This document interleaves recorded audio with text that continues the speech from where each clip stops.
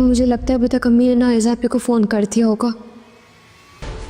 चाची शिकायत करने आया हूँ मैं। कैसी शिकायत? आपकी बड़ी बेटी की। Welcome to the office. Thank you. सब भाई होते तो मजा आ जाता। जिसकी तलाक को हम अभी तक सबसे छुपा के रखे हुए हैं।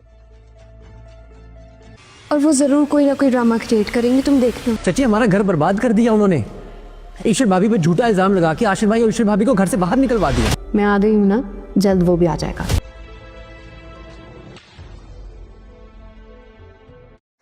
रूहान ने फैसला कर लिया है कि वह आशिर और ईशा को घर वापस लेकर ही आएगा। वो अपनी चच्ची के पास जाता है, उनसे बात करता है कि मैं आज आपकी बड़ी बेटी की शिकायत करने के लिए आया हूँ। उन्होंने साजिश कर करके ईशर भाभी को इल्ज़ाम लगाया और वो उन दोनों को हमारे घर से जाना पड़ा। आप उनसे बात करें कि वो किसी भी तरीके से उन दोनों घर वापस लेकर आएँ, क्योंकि उन्होंने गलती करी है।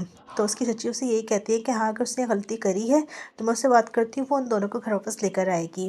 दूसरी जानिब अब ईशा ने फैसला किया है कि वो ऑफिस जाएगी।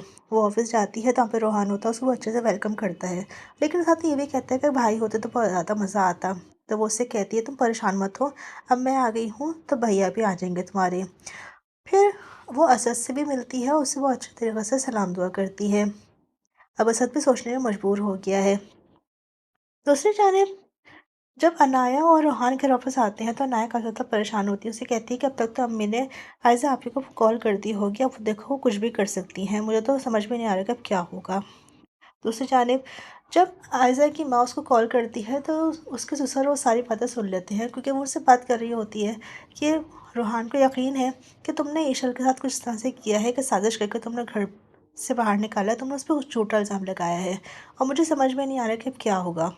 दूसरी जानिब वो उससे यही बात भी करती हैं कि अब तक तो उन्होंने अनाया की जो तलाक है उसको छुपाया हुआ है। अब मुझे समझ में नहीं आ रहा है कि सबको पता चलेगा तो किस तरह से सब लोग रिएक्ट करेंगे। सब कुछ सुनने के बाद जब वो पलटते हैं तो आयशा पे खड़ी भी होती है, तो उनको बेइंतहा गुस्सा आता है, उसको ज़ोरदार थप्पड़ मार देते हैं।